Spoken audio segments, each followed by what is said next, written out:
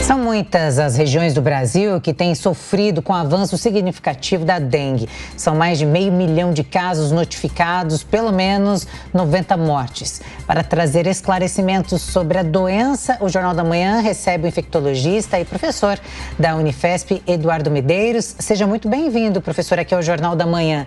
Bom dia. Bom dia, Elisângela. Bom dia, Vitor. Bom dia aos seus ouvintes. Professor, a gente já começa perguntando o básico que todo mundo sabe, né? Sempre a prevenção vem em primeiro lugar, mas infelizmente, quando começa essa onda tão grande, esse avanço, vem uma preocupação maior, hospitais lotados, tanto particulares quanto a rede pública. Este momento agora, né? Qual é o primeiro passo a ser dado para tentar reduzir aí o número de casos e de mortes também? Nós estamos numa situação de hiperendemicidade, isto é, a dengue é uma doença endêmica no Brasil, como em vários países do mundo, e com períodos de crescimento. E é exatamente o que estamos vivendo agora, no mês de janeiro, fevereiro de 2024, esse crescimento explosivo de casos de dengue. Nós já temos opções de vacina, entretanto, não é uma medida ideal para esse momento, porque nós já estamos num processo explosivo e a vacina vai demorar um pouco para ter sua eficácia, porque você precisa, a vacina disponível hoje, ela precisa de 2 doses com intervalos de 3 meses, então ela é uma medida adicional, mas infelizmente ela não vai resolver o nosso problema atual. Para que a gente consiga diminuir hoje o número de casos de dengue, são as medidas gerais de controle do mosquito. Não tem alternativa.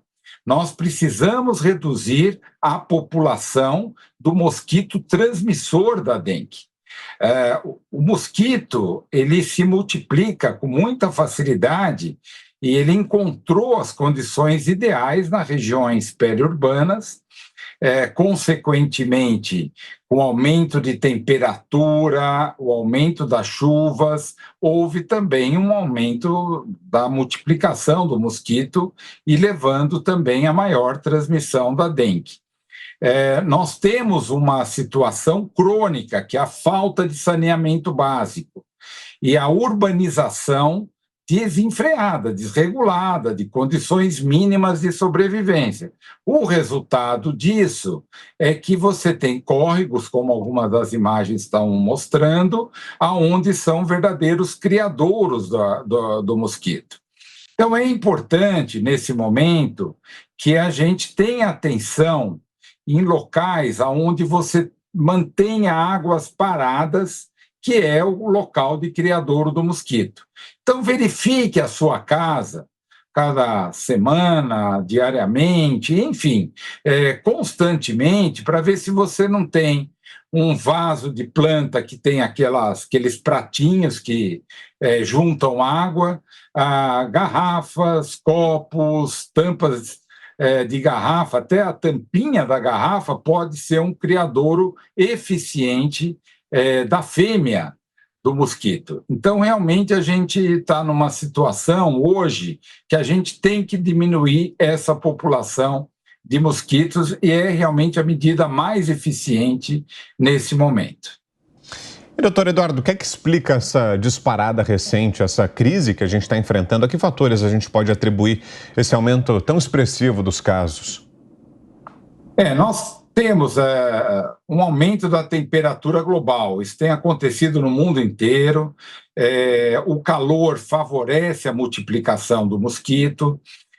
Chuvas, nós tivemos aqui um verão muito chuvoso, com um aumento de temperatura, e isso vem desde o ano passado, né? Em julho do ano passado, 2023, nós tivemos um inverno aqui no Brasil, um dos mais quentes dos últimos 150 anos, para a gente ter um cálculo. Então, realmente, a temperatura vem crescendo, com o aumento da temperatura e as condições adequadas para que o mosquito se multiplique, como nós já citamos, principalmente a falta de saneamento básico, aumento de temperatura e chuvas contribuem de forma muito eficiente para que o mosquito se multiplique.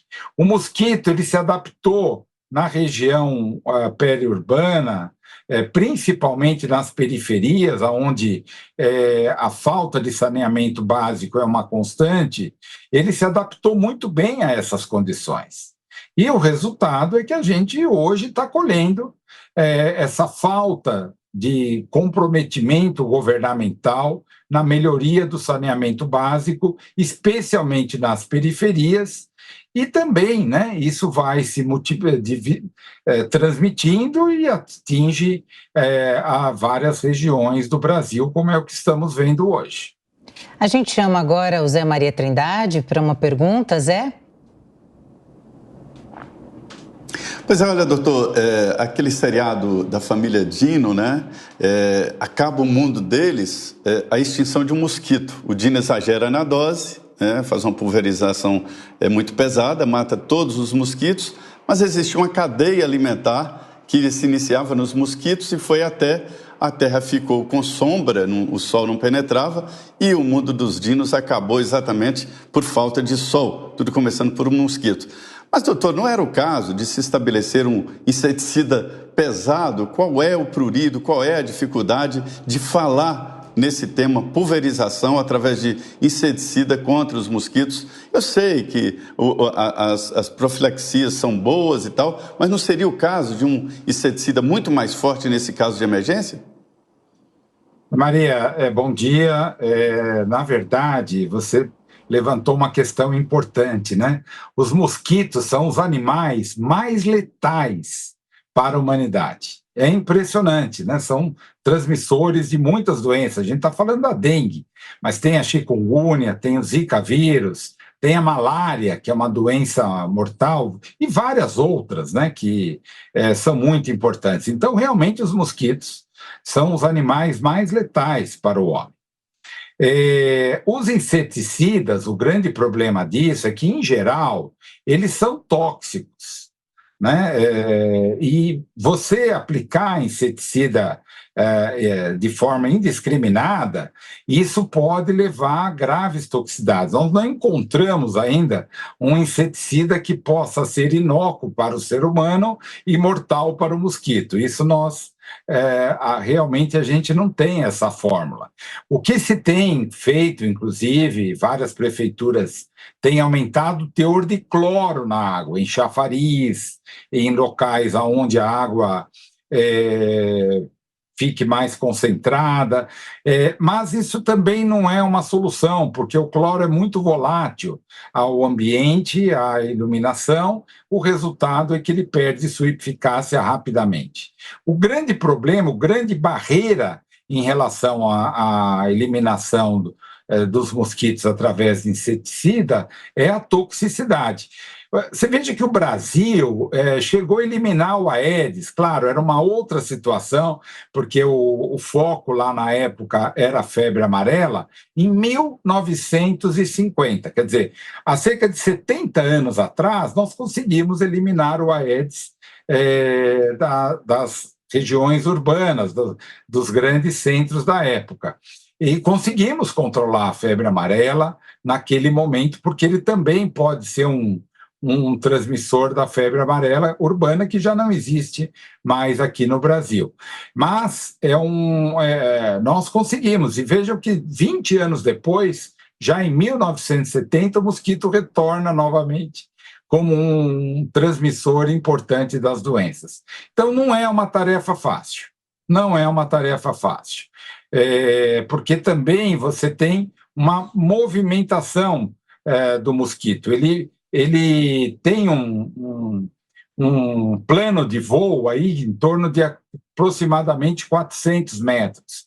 Então, veja que você precisaria atingir vários locais ao mesmo tempo para conseguir eliminar o mosquito, senão ele repovoa novamente aquela região onde ele foi eliminado. Existem algumas outras alternativas que têm se tentado. né, através de mutações no mosquito, inclusive mosquitos machos que você faz uma mutação que impede que a fêmea fique infectada pelo vírus. Existem algumas bactérias que têm sido utilizadas infectando o mosquito, impedindo que eles se tornem infectados pelo vírus da dengue, mas são pesquisas importantes que têm mostrado o resultado, mas, infelizmente, isso do ponto de vista mais amplo, mais geral, de cidades inteiras, grandes centros urbanos, realmente ainda não se tornou uma medida eficaz para o controle da dengue. Muito bem, nós conversamos com o professor da Unifesp, Eduardo Medeiros. Muito obrigada pela sua participação aqui no Jornal da Manhã, professor. Ótimo dia. Eu que agradeço, Elisângela, Vitor, Zé Maria, seus ouvintes. Muito obrigado pelo convite estar aqui com vocês. Imagina. Até a próxima.